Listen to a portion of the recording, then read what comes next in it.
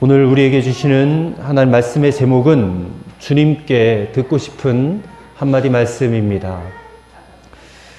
오늘 2021년 송년주일입니다. 이제 한 해의 마지막 주일 예배를 이렇게 드립니다. 여러분 마음 가운데 지난 한 해 동안 많은 일들이 있었고 또 그 가운데 어려움도 있었고 또 즐겁고 행복한 일들도 있었을 줄로 압니다. 오늘 이 시간 정말 우리가 주님 앞에서 지나온 우리의 모든 시간들, 1년 동안의 모든 시간들을 주님 앞에 좀 내려놓고 또 주님이 깨닫게 해주신다면 그것을 전심으로 좀 회개하고 그래서 깨끗해진 양심과 마음으로 다가온 2022년 새해를 맞이할 수 있게 되기를 간절히 소망합니다.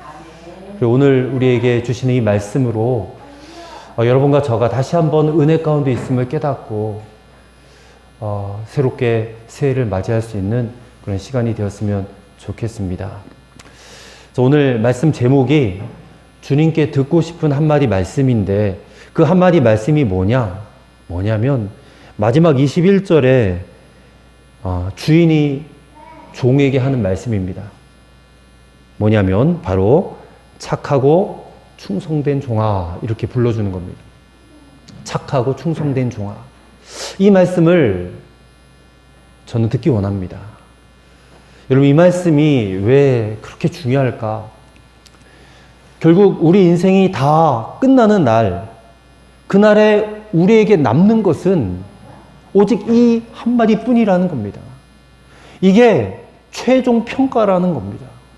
그야말로 우리 인생의 성적표입니다. 왜 이런 말씀을 드리냐? 오늘이 송년주일이기 때문에 그래요. 여러분 송년주일이 우리에게 어떤 의미가 있는가? 언젠가 우리 인생의 마지막에 순간이 닥쳐올 거잖아요.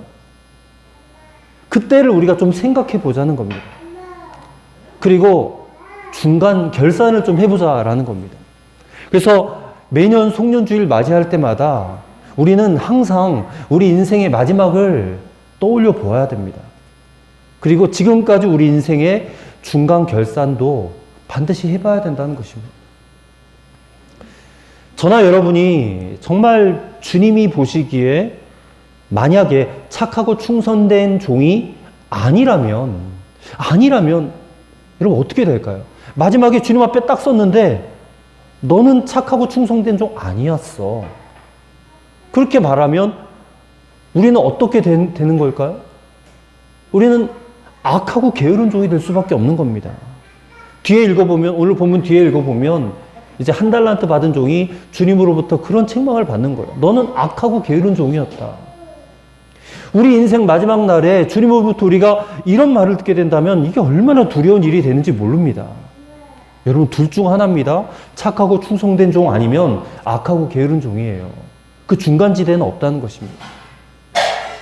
그래서 여러분 오늘 말씀을 잘 귀 기울여 들어보시기를 바랍니다. 그리고 반드시 중간 결산 잘 해보시기를 바랍니다. 내가 과연 주님께 착하고 충성된 종이라는 말을 들을 수 있는지 아니면 악하고 게으른 종이라는 책망을 듣게 될지 말입니다. 정말 심각하지 않을 수 없는 거죠. 오늘 저와 여러분이 정말 주님께 듣기 원하는 착하고 충성된 종이라는 말씀 속에 세 가지의 내용이 포함되어 있습니다. 그것을 함께 나누기 원합니다. 그리고 우리가 다 이 한마디를 듣기 위해서 남은 인생 살기로 결단하는 오늘 송년주일 예배가 되기를 진심으로 바랍니다. 첫째로 너는 내 종이라 라는 뜻이 이 한마디에 포함이 되어 있다는 것입니다. 너는 내 종이라. 여러분 너는 내 종이라 이 말을 들으니까 문득 생각나는 말씀이 있습니다. 그게 뭐냐면 이사야서 43장 1절 말씀입니다.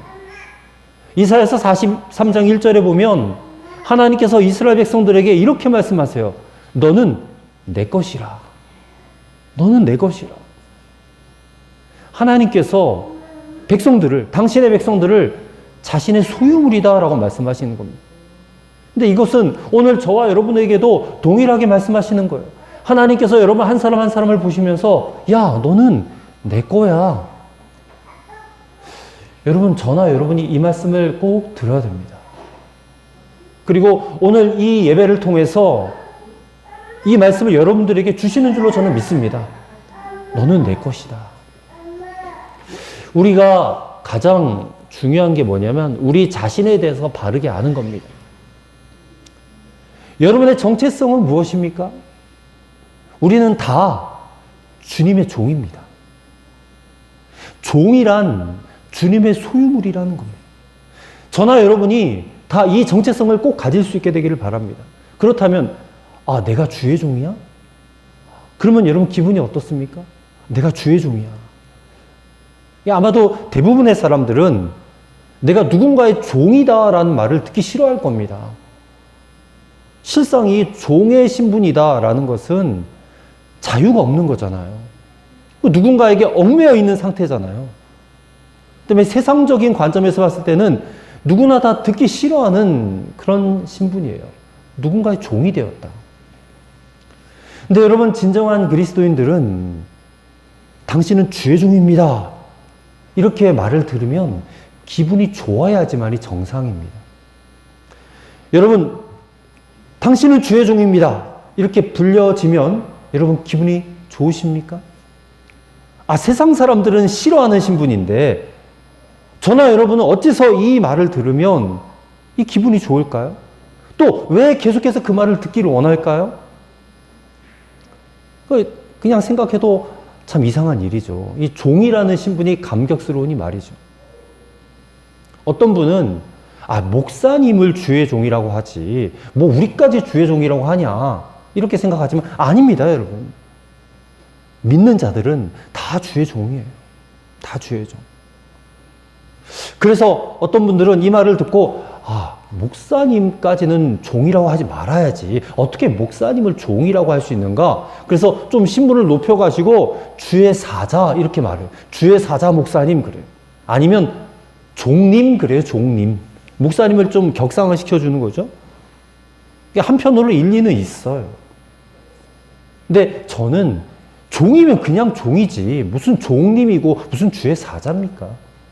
저나 여러분이랑 다 주님 앞에 똑같아요. 신분이 똑같단 말입니다. 우리는 그냥 주의 종이에요. 목사를 높여서 주의 종님 이러지 마세요. 그럴 필요가 전혀 없습니다. 종님 되어버리면 벌써 문제가 되는 거예요. 어떻게 종을 또 높일 수가 있냐 그 말입니다. 빌립보서 2장 5절 이하에 보면 예수님께서도 이 세상에 오셨을 때 어떤 모습으로 오셨느냐? 종의 형체로 오셨다 그랬어요. 종의 형체. 예수님 스스로도 나는 섬김을 받으러 온 것이 아니고 나는 섬기러 왔다. 그렇게 말씀하셨어요. 그리고 요한복음 13장 14절에서도 예수님이 제자들의 발을 씻기시잖아요. 그러면서 너희들도 이처럼 서로 발을 씻기는 자가 되라. 그렇게 말씀하셨어요. 그러므로 그냥 종이라서 좋은 겁니다. 종이라서. 예수님도 종으로 사셨으니. 근데 문제는 우리가 종이냐 아니냐 이 문제가 아니에요. 종이냐 아니냐 이 문제가 아니라 실상은 우리가 다 종이에요. 저나 여러분이나 저 바깥에 있는 세상 사람들이나 다 종인데 누구의 종이냐라는 거예요. 여러분, 세상 사람들 가운데 종 아닌 사람 없습니다.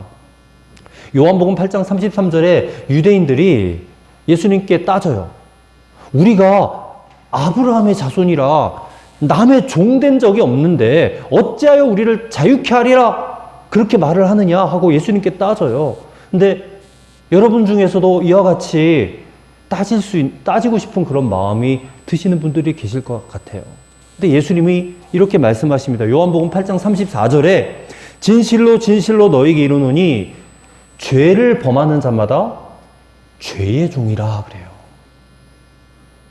뭐라고 해요? 죄를 범하는 자마다 죄의 종이라. 그러므로 이 세상에서 종 아닌 자가 한 사람도 없다 그 말이에요. 다 죄의 종이에요.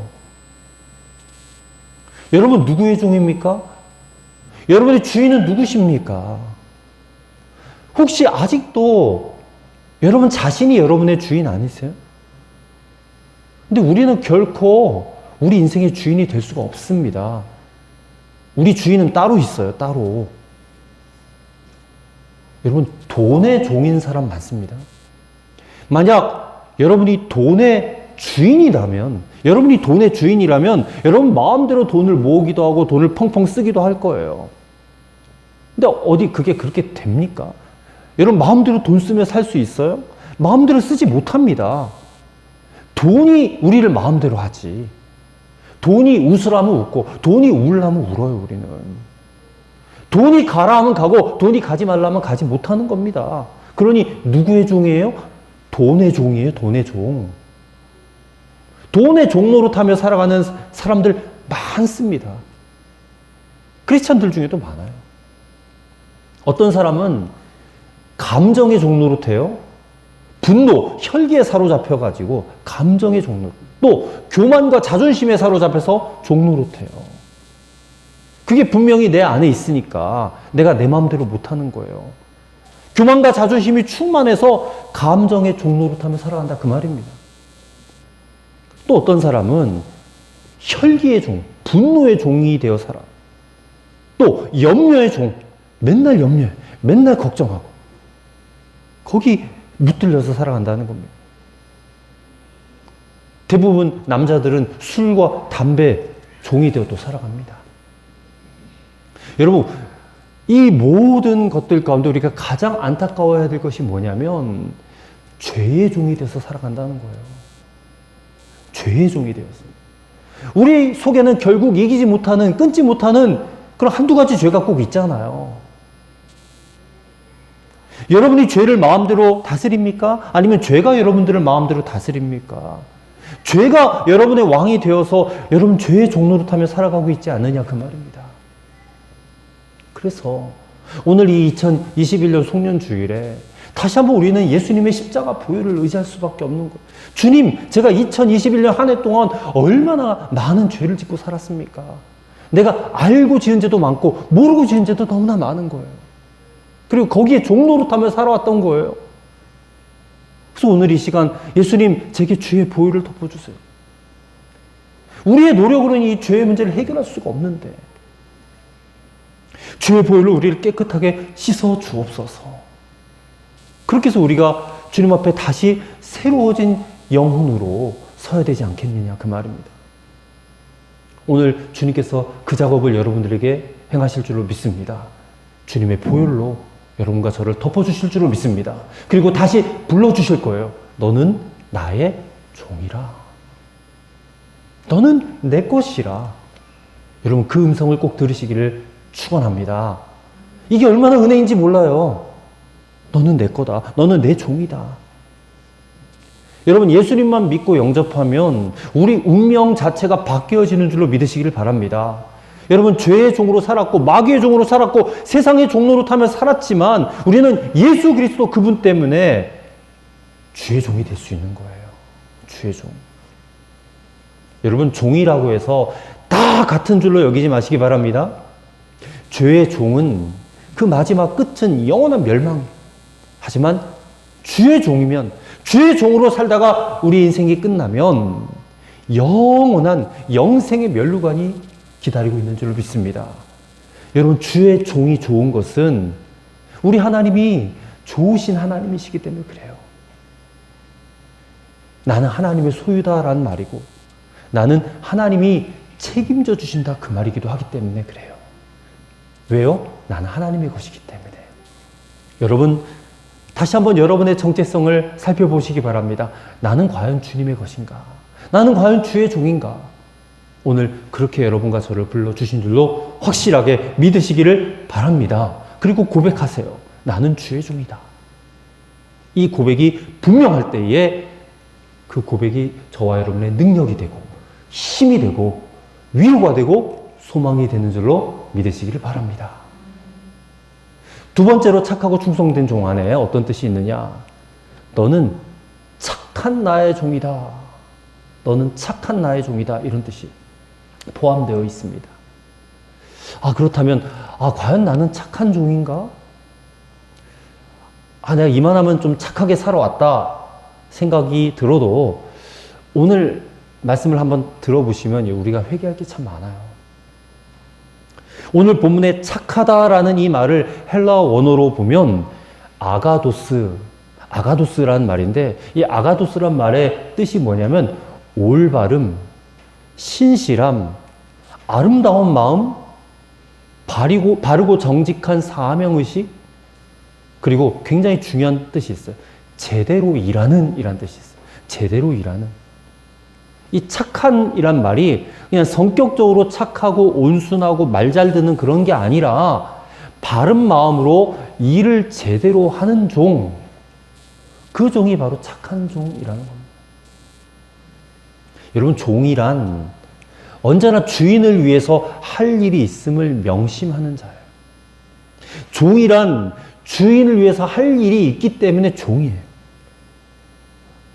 주인은 모든 종에게 다 할 일을 맡기셨어요.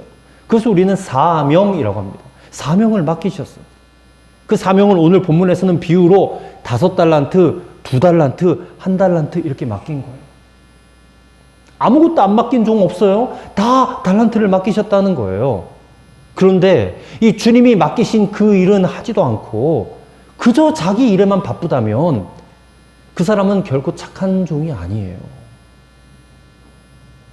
5달란트 받은 종, 2달란트 받은 종은 착한 종이다라는 칭찬을 받았는데 1달란트 받은 종은 착한 종이라는 칭찬을 못 받았습니다. 그는 착한 종이 아니었어요. 그는 주의 종도 아니었어요. 그 1달란트 받았으면 그거 하나 가지고 제대로 일을 했어야 되는데 제대로 일하지 않았기 때문에 그는 악하고 게으른 종이 되고 말았다는 것입니다. 다시 한번, 하나님께서는 저와 여러분 모두에게 달란트를 주셨어요. 사명을 주셨어요. 우리가 하나님 안의 눈이 열린다면 이것은 정말 대단한 일이에요. 왜냐하면 사명 감당이 큰 기쁨이 되기 때문에 그렇습니다. 아주 유명한 카피라이터 이만재라는 분이 계세요. 이분이 신앙 에세이를 썼는데 굉장히 오래전에 썼어요. 막전엔 찐빵, 아마 그 집에 가셔서 한번 검색해 보세요. 막전엔 찐빵, 이런 책이 있는데 1990년도에 어느 봄날에 이분이 가수 윤영주의 손에 이끌려가지고 교회에 등록을 했습니다. 근데 그 이후로 이분이 정말 그리스도인으로 새롭게 태어났어요.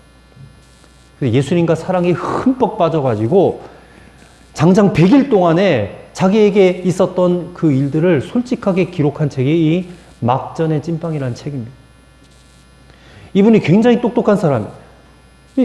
자신의 지식과 학식과 능력만 믿고 살아왔다가 정말 늦바라 난 사람처럼 예수님에 대한 그 사랑에 완전히 미친 거예요.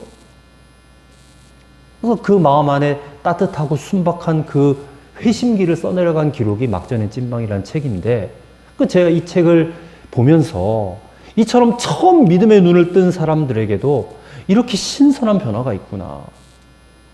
새신자 가운데서도 이처럼 하나님의 일, 하나님의 사명에 눈뜬 자, 열심을 다하려는 자가 있구나. 왜요? 은혜의 눈이 열렸으니까. 근데 그 모습을 보면서 이게 또 도무지 이해가 안 되는 사람들도 있대요. 뭘 나에게 시킬까? 겁을 내는 사람들도 있다는 겁니다. 이 사명이 겁나는 거예요.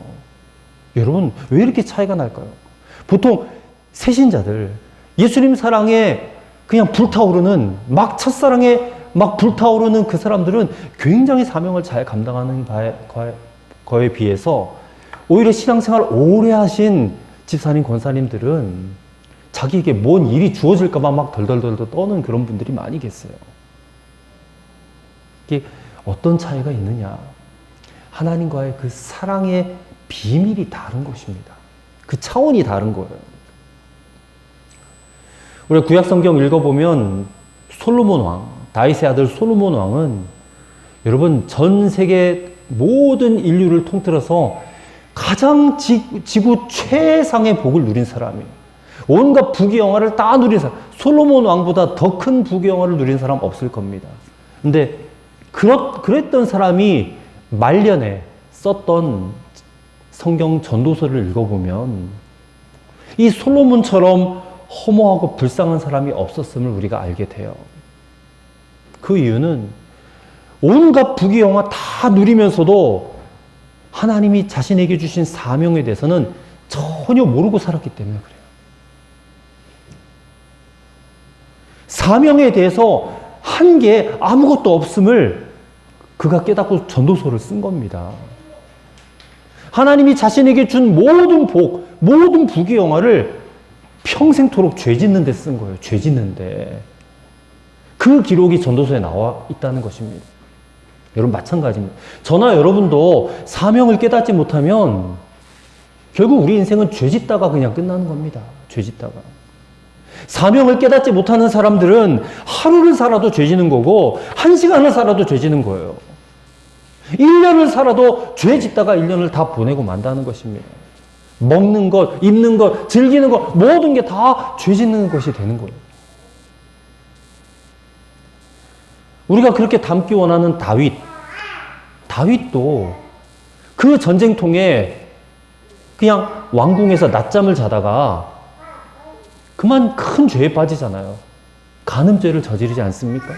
다들 전쟁하는 시기에 한가롭게 낮잠 자다가 죄를 지은 겁니다. 사명을 잊어버리면 죄가 들어오기 마련이에요. 부자와 나사로의 비유 잘 아시죠? 그러면 그 비유에서 부자의 죄가 여러분 무엇입니까? 부자의 죄는 너무나도 어처구니 없이 자기 집 문 밖에 있는 가난한 나사로를 돌보지 않았다라는 죄예요. 나사로 돌보지 않고 자기 혼자 잘 먹고 자기 혼자 좋은 집 살고 자기 혼자 좋은 옷 입었다. 그게 그의 죄가 되어서 결국에는 지옥에 떨어졌단 말입니다. 사명을 모르고 산 일이 다 죄가 될 수밖에 없다는 것입니다. 어떤 사람이 군대에 갔습니다. 근데 군대에 가서 보초를 섰는데 졸았어요. 그 조는 통에 북한군이 들어왔어요. 그러면 여러분 그 군인은 죄를 진 겁니까? 안 진 겁니까? 아니 졸려서 잠깐 졸았는데 졸은 게 죄예요? 졸은 것 자체는 죄가 아니죠. 그런데 사명을 감당하지 않고 졸았으니 죄가 되는 것입니다. 근데 문제는 우리가 이것을 깨닫는가? 깨닫지 못하면 아무 소용이 없다 그 말입니다. 여러분 다시 한번 생각해 보세요. 우리는 이 땅에서 잘 먹고 잘 살기 위해서 태어난 것이 절대 아닙니다. 하나님께서 저와 여러분에게 주신 건강, 물질, 시간, 재능 그게 다 달란트거든요. 그게 다 달란트인데 이 모든 것에는 하나님이 여러분에게 주신 계획이 있습니다. 사명을 감당하라는 계획이 있어요. 왜 돈을 주셨고 왜 건강을 주셨고 왜 시간을 주셨고 왜 재능을 주셨는가? 맡겨주신 사명은 감당하고 살으라고 주신 거예요. 그럼 그것을 여러분 깨달았다면 그대로 살아야지만 그게 여러분에게 복이 될 수 있다 그 말입니다. 오늘 우리는 우리의 가정과 우리의 일터에 주님의 종으로 부름받은 것을 인정해야 될 줄로 믿습니다. 그리고 거기에 감사해야 될 줄로 믿습니다. 주님, 저는 저의 가정에, 우리 교회에, 또 저의 회사에, 학교에, 그리고 이 충주 땅에 주의 종으로 불러주심을 감사를 드립니다. 종으로만 불러주신 것으로 끝나지 말고 여러분 착한 종이 되셔야 됩니다. 착한 종. 착하고 그리고 충성된 종이 되어서 여러분의 삶의 자리에서 제대로 일하는 그런 착한 종 되어서 마지막 날에 주님께 꼭 듣고 싶은 이 한마디를 들으실 수 있게 되기를 주의 이름으로 축원합니다.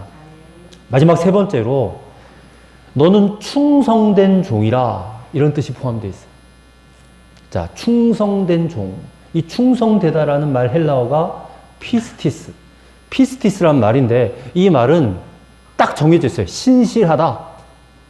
신실하다라는 뜻이에요. 신실하다. 신실하다가 무슨 뜻입니까? 믿을만하다는 거예요.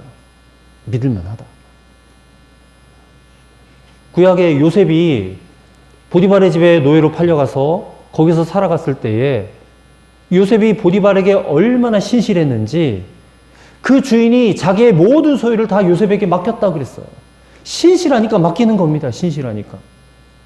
그러니까 충성된 종이라는 것은 모든 것을 맡겨도 믿을 만한 안심이 되는 그런 종이다라는 뜻이에요. 어떤 종이 믿을 만합니까? 한마디로 자기의 유익을 구하지 않는 종입니다. 자기를 내세우지 않는 종입니다. 여러분, 충성된 종이란 말은 자기 것은 없다, 내 것은 없다라고 여기는 자고, 자기에게 있는 것은 다 주인의 것으로 여기는 그런 사람이 충성된 종입니다. 자, 오늘 본문에서 주인이 5달란트를 어떤 종에게 맡겼습니다. 5달란트, 그거 정말로 말 그대로 맡긴 거에 불과해요. 5달란트를 줘서 네 맘대로 써라가 아니고 맡겼다는 거예요. 그러므로 이것은 주님의 것이다, 내게 아니고 주님의 것이다라는 분명한 사실을 잊어버리면 안 되는 겁니다. 달란트가 물질, 시간, 건강, 인생, 그거라고 말했죠? 다 모든 게 다 주님의 것입니다. 여러분, 이것을 믿으면 여러분 종입니다. 이것을 믿지 않으면 종이 될 수가 없는 거예요. 주인의 것을 내 것처럼 써도 안 됩니다. 그때부터 그는 종이 아니라 도둑이 되고 마는 겁니다. 우리가 욥기를 계속해서 읽어왔지만 가장 중요한 구절이 욥기 1장 21절인 것 같아요. 욥기 1장 21절에 욥이 자기 아내로부터 그렇게 조롱을 당했어요. 당신 지금 이 형편을 보니까 하나님께 저주를 받았으니 하나님을 욕하고 죽으라, 이런 말을 해요, 욥의 아내가. 근데 그 욥의 아내에게 욥이 이런 말을 했습니다. 욥기 1장 21절. 이르되 내가 모태에서 알몸으로 나왔사온즉 또한 알몸이 그리로 돌아갈지어다. 주시니도 여호와시요 거두시니도 여호와시오니 여호와 이름이 찬송을 받으실지니이다. 이렇게 고백했습니다. 주신 분도 여호와고 취하여 가신, 거두어 가시는 이도 여호와시. 다 하나님 거다. 자신에게 있던 재물, 건강, 자녀들, 모든 소유가 다 하나님의 거다. 그러니 하나님이 주시고 하나님이 취하여 가셔도 나는 할 말 없다. 이게 여러분 완벽한 종의 소유의식입니다. 그러니 종은 주인이 많이 맡겼다고 막 신날 것도 없고 적게 맡겼다고 막 슬퍼할 것도 없어요. 맡겼다고 좋아할 것도 없고 다시 거두어 간다고 통곡할 것도 없단 말입니다. 왜요? 내게 아니니까, 주인의 거니까. 근데 만약에 종이 많이 맡겼다고 좋아하고 조금 맡겼다고 싫어하고 맡겼다고 좋아하고 거두어 갔다고 싫어해버리면 종 아니에요.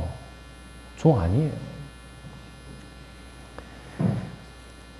착한 종에 대해서 누가복음 17장 7절 이하에 이렇게 보여주고 있습니다. 누가복음 17장 7절 이하에 제가 말씀을 읽어드릴게요.